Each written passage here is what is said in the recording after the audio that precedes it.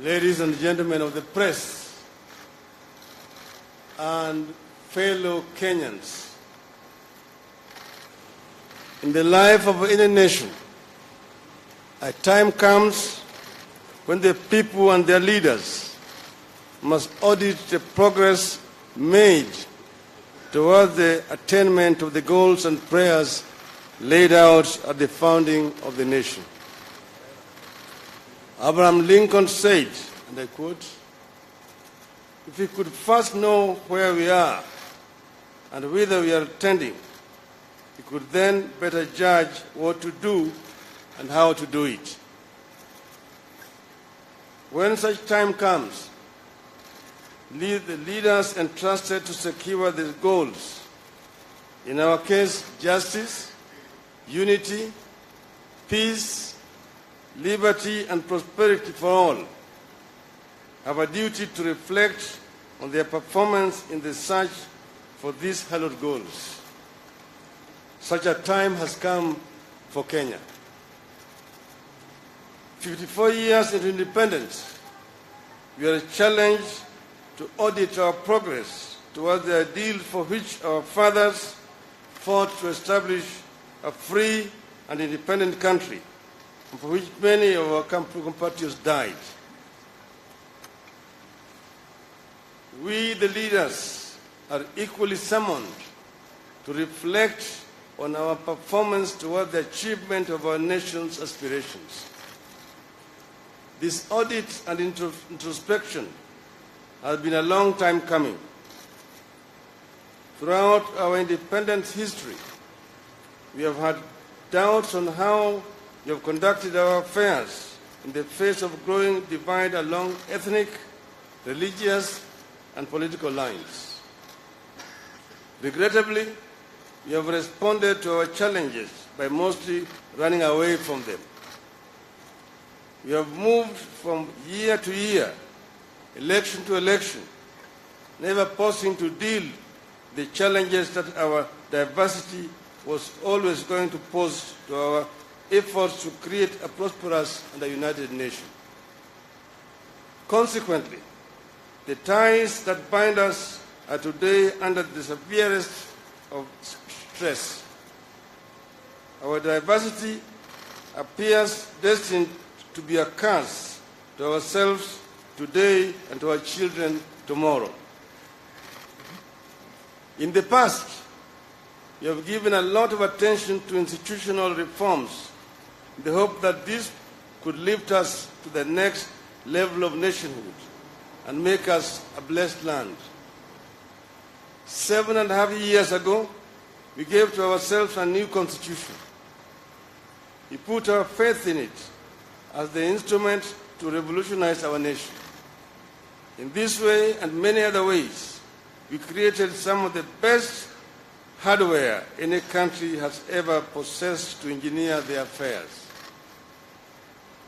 We must be courageous enough to admit that it has not worked. It has failed because we are yet to upgrade our software. We have been pouring new wine into old wineskins. The gospel tells us that new wine needs new wineskins. The time has come for us to confront and resolve our differences. These differences are becoming too entrenched. No two Kenyans agree on the origins of the differences and what they portend. Millions of our children continue to be born and married into these differences. People are dying out of these differences. Many of these differences are already well entrenched in the third generation of Kenyans that are currently leaking to the fourth generation in primary and secondary schools. Yet in many instances, Kenyans cannot remember why and where they disagreed in the first place. As we fight ostensibly to save ourselves from each other, the reality is we need to save our children from ourselves. My brother and myself have therefore come together today to say this descent stops here. We refuse to allow our diversity to kill our nation. We refuse to be the leaders under whose watch Kenya slid into a failed nation. This is a call to self-reflection. We have to look into ourselves and challenge our readiness to make the changes that will allow our institutional reforms to work. So long as we remain divided, acrimonious, selfish, and corrupt, no amount of institutional reform will better our lives. The reform process will become an exercise in diverting attention from our own failings and taking refuge in the blame game. We therefore seek your partnership in this initiative, fellow Kenyans. We are all sailing in this one ship. We must come together to scoop out the water that has been sipping, or we shall capsize. We have traveled too far to turn back. We would never make it back to the shore. Yet we can't make it to our destination either. Our only option is to come together and scoop out the waters of animosity that we have been pouring into the boat before we all sink. Once again, as Lincoln said, the result is not doubtful. We shall not fail. If we stand firm, we shall not fail. God bless Kenya. So, kwa Kiswahili tumekuja pamoja na ndugu yangu Uhuru Kenyatta. Tumeongea kwa kirefu na tumekubaliana ya kwamba tunataka kuunganisha Kenya iwe taifa moja.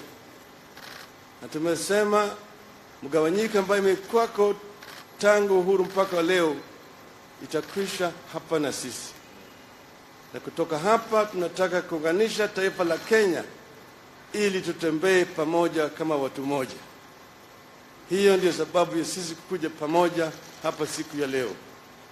And we say that the divide ends here, beginning the process of building the bridge that binds Kenya together.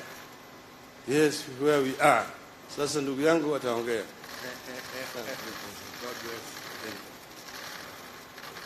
Good afternoon, everybody. First and foremost, I have taken great pleasure this morning in welcoming my brother Raila to Harambee House, where, as he has clearly indicated, we have had the opportunity for extensive discussions on matters Kenya. And we have come to a common understanding, an understanding that this country of Kenya is greater than any one individual. And that for this country to come together, leaders must come together. Leaders must be able to discuss their differences.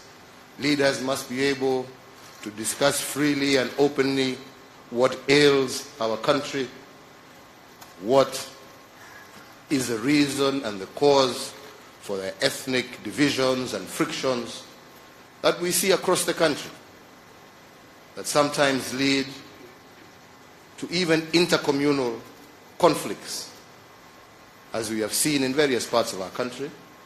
We have seen up in Wajir, as we have seen in the borders of West Pokot and Marakwet and many other places. So we have a responsibility as leaders to be able to come together to discuss these issues and to find solutions. Solutions that will bind our people together, that will unify our country, and that will give us a life cycle that is beyond the 5 years that we have established for ourselves. Elections come and go, but Kenya remains. So as we plan ourselves for the future, our future cannot be dictated by the forthcoming election. Our future must be dictated by the prosperity, stability of our nation and the well-being of our people. Democracy is not, as has often been said, an end in itself. It is just a process by which the will of the people is heard, but the national good, the national interest must always prevail over those elections. And this is what me and my brother have agreed, that starting today, we will begin a process of bringing our people together, that we will begin a process of discussing what ails us and what creates division amongst us. And we look forward to the support of every single leader. We look forward to the support of every single Kenyan so that we can build together a united, harmonious, stable nation where no individual feels left out or left behind. So to me, this marks a new beginning for our country, a beginning in which we hope that we shall march together as Kenyans and that we can differ in terms of political alignment, but always remain steadfast and united in matters Kenya. So with those few and brief remarks, a more detailed statement will be given to all of you to be able to read and to understand, that formulates this new beginning that we seek to start. And we thank you for finding time to join us. And as my brother has said, we look forward to you to be our partners to create this new Kenya. Thank you, and God bless you.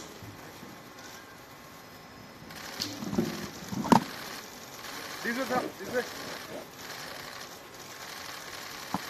This way, sir.